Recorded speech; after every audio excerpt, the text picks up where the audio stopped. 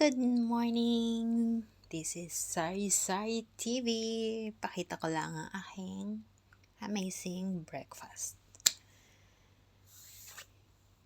Diba ang fluffy? Tingnan ang fluffy. Nasira lang ang aking pag-angat. Kaya ganun yung shape. So, ito na. Here we are. 2 cup of flour. Half cup of sugar. Mas maganda white para hindi magbago yung color. 1 teaspoon of baking powder. Siyempre, yan na magpapa-fluffy. Okay, next na tayo.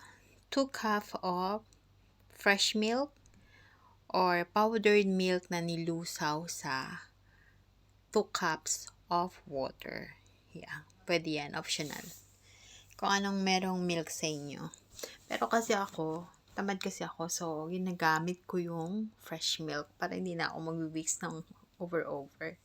So, small yung egg na ginamit ko, ginawa ko siyang 2. Pero pag large yung egg, okay lang na 1.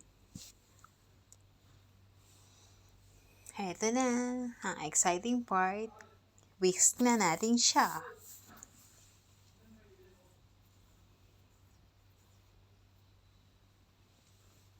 Yan, magpamacho ka saglit. Promise, pag gumawa ka lagi ng pancake, magiging macho ka. Kahihikot nung whisk. Ano ba yan? Taba-taba ako na. Ano ba ako papayat? Paano ko papayat, no? Puro food. So, ayan, nabibili yan sa Shopee. Pero nandito ako sa UAE, nabili ko lang doon sa malapit sa store dito. Dapat, ang apoy nyo is mahina talaga kasi madali siyang masunog. Sa 2 cups of flour nyo, marami na kayong magagawa.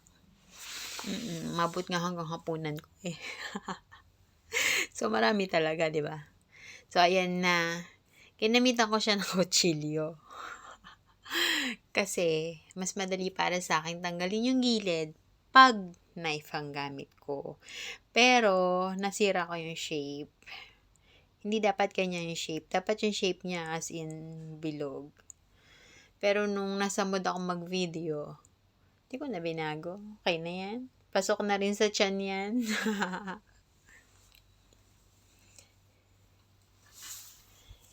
Ayan. Malaman nyo naman yan pag luto na kasi hindi na siya nakadikit.